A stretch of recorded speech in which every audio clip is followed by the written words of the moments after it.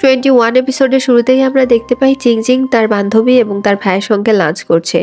এরপরে চিংচিংয়ের ভাই তাকে জানায় যে কালকে আমরা আবার অন্য একটা ভালো রেস্টুরেন্টে লাঞ্চ করতে যাব, আর এর জন্য আমি তোমাকে পিক আপ করতে যেতে পারবো না, আমার এক ফ্রেন্ডকে পাঠাবো, তুমি তার সঙ্গে চলে আসো, সেও আমাদের সঙ্গে জয়েন করবে। চিংচিং তখন বলে ঠিক আছে। পরদিন আমরা দেখতে পাই নানজাও তখন চিংচিংয়ের বাসায় আসছিল। সে দেখতে পায় যে চিংচিং একটা ছেলের সঙ্গে বেরিয়ে আসছে। সে আর চিংচিংয়ের সামনে যায় না, পাশে দাঁড়িয়ে পড়ে। চিংচিং তখন সেই ছেলেটার সঙ্গে ওই রেস্টুরেন্টে চলে যায়। নানজাও দূর থেকে দেখছিল যে ওই ছেলেটা এবং চিংচিং কি করছে। তখন ওই ছেলেটা চিংচিংকে বলে যে চিংচিং তুমি আসলেই অনেক বেশি সুন্দর। এরপরে চিংচিং আড়ালে গিয়ে তার ভাইকে ফোন দেয়, তুমি এবং সু কোথায়? তখন চিংচিং এর ভাই বলে যে আমার অফিস থেকে কল আসছিল, আমি অনেক বেশি ব্যস্ত আছি, এখন তো যেতে পারবো না।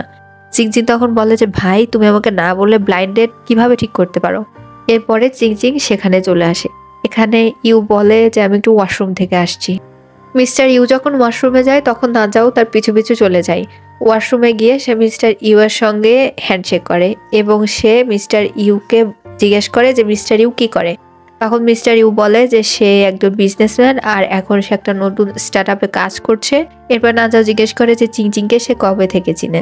সে বলে যে চিংচিংকে সে হাই স্কুল থেকে চিনে, বাট কখনো চিংচিং এর সঙ্গে তার কথা হয়নি। এরপর মিস্টার ইউ জিজ্ঞেস করে কিন্তু আপনাকে তো চিনলাম না, আপনি কি চিংচিংকে চিনেন? তখন নানজাও বলে যে হ্যাঁ চিনি বলতে পারেন, আর আপনি কি চিংচিংকে বিয়ে করতে চান? তখন মিস্টার ইউ বলে যে হ্যাঁ আমার এরকমই ইন্টেনশন আছে, ওকে খুব তাড়াতাড়ি প্রপোজ করব। তখন নানজাওর মুখটা ছোট হয়ে যায় এবং নানজাও মিস্টার ইউ এর হাত ধরে বলে যে চিংচিং অনেক ভালো একটা মেয়ে, ওকে অনেক বেশি হ্যাপি রাখবেন। এই বলে সে সেখান থেকে চলে যায়। মিস্টার ইউ বারবারই তাকে ডাকছিল, বাট নানজাওর পিছনের দিকে ফিরে তাকায় না। মিস্টার ইউ ওয়াশরুম থেকে বের হয়ে এসে চিংচিংকে এই কথাটা বলে। তখন চিংচিং বলে যে সে লোকটার নাম কি? তখন মিস্টার ইউ বলে জানি না। এরপরে চিংচিং দৌড় দিয়ে সেই রেস্টুরেন্ট থেকে বের হয়ে যায় এবং সে বাইরে গিয়ে সে লোকটাকে খোঁজার চেষ্টা করে, আর এদিকে নানজাও তার গাড়ি নিয়ে বের হয়ে যায়। আমরা এখানে দেখতে পাই নানজাও অফিসে আসে এবং সে চিংচিং এর তৈরি করা সে এগ্রিমেন্টে সাইন করে দেয়। চিংচিং এর বাসাতে সে এগ্রিমেন্ট পেপারটা চলে আসে। চিংচিং দেখে যে এখানে নানজাও সাইন করে দিয়েছে।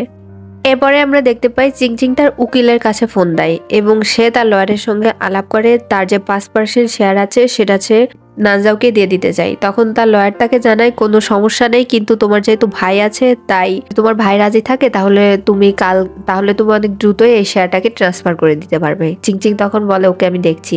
চিংচিং তার ভাইকে ফোন দিয়ে তার বাসাতে আসতে বলে। এর মাঝখানে চিংচিং এর কাছে কল আসে। চিংচিং যে অ্যানিমেশন কোম্পানির সঙ্গে কাজ করছিল সে চাইলে তার পছন্দনীয় কোনো কোম্পানির সঙ্গে সে অ্যানিমেশন সম্পর্কে কাজ করতে পারে। এটা জেনে তো চিংচিং আরো বেশি খুশি হয়ে যায়। চিংচিং এর ভাই যখন চিংচিং এর বাসাতে আসে তখন তার ভাই নানজাওর ছবি দেখে বলে যে এইসব জিনিসগুলো এখনো তুমি ফেললে না। চিংচিং তখন তার ভাইকে বলে আরে ভাই এসব তুমি রাখো, আমি তোমাকে যেটা বলতে চাইছিলাম আমাদের যে শেয়ার নানজাওর কোম্পানিতে আছে সেগুলো আমি নানজাওকে দিয়ে দিতে চাই। তখন তার ভাই বলে আচ্ছা এমনিতেও আমার ওই শেয়ারের প্রতি কোনো আগ্রহ নেই। ওর ভাই বলে যে সবই ঠিক আছে, কিন্তু তুই ওই নানজাওর ব্যাপারে আর কোনো কথা বলবি না। তখন চিংচিং বলে আরে বুঝেছি এই বলে সে তার ভাইকে এখান থেকে তাড়িয়ে দেয়। এর পরবর্তীতে আমরা দেখতে পাই চিংচিং তার অফিসে যায় এবং এখানে গিয়ে সে তার অফিসের বসের সঙ্গে কথা বলে। সে বলে যে আমি মিস্টার গুয়ের কোম্পানির সঙ্গে কাজ করতে চাই অ্যানিমেশনটা নিয়ে। তখন এই অফিসের বস তাকে জানায় যে মিস্টার গুয়ের কোম্পানি তো এখন অনেক বেশি লোকসানে যাচ্ছে।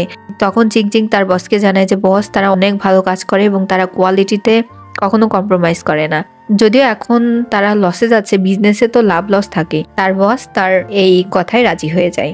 এখানে আমরা দেখতে পাই জেইং এখানে নানজাওর কোম্পানিতে জয়েন করতে আসে।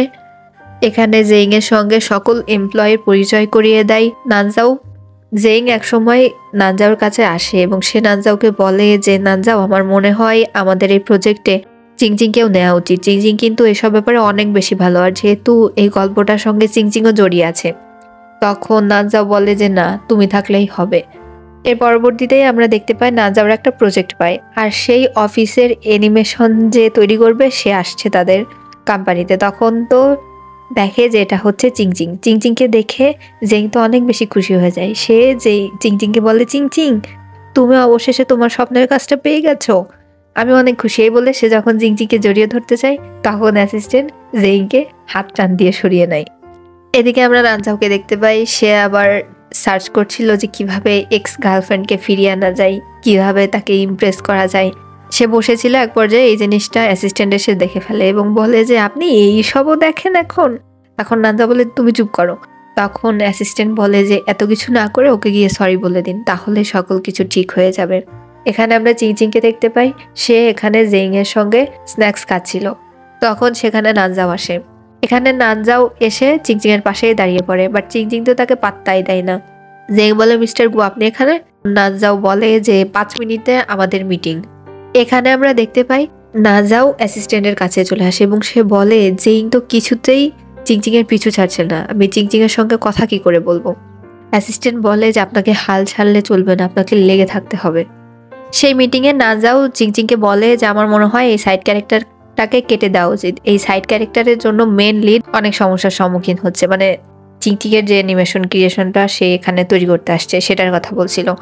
তখন চিংচিং বলে যে না, এটাকে কেটে দেওয়া চলবে না, এটাও একটা ক্যারেক্টার, আর এই ক্যারেক্টারটা কেটে দিলে অনেক কিছু পরিবর্তন করতে হবে আর কাহিনীটাও অনেক চেঞ্জ হয়ে যাবে। এই সাইড ক্যারেক্টারটার জন্যই এই রিলেশনশিপটা এত সুন্দর করে ফুটে উঠেছে।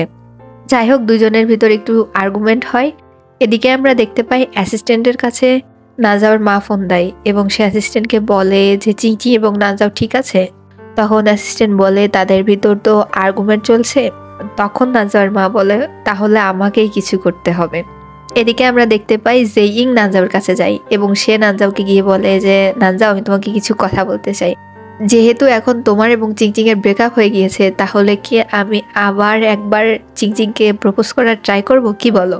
নানজাও কোনো কথা না বলে এখান থেকে চলে যায়।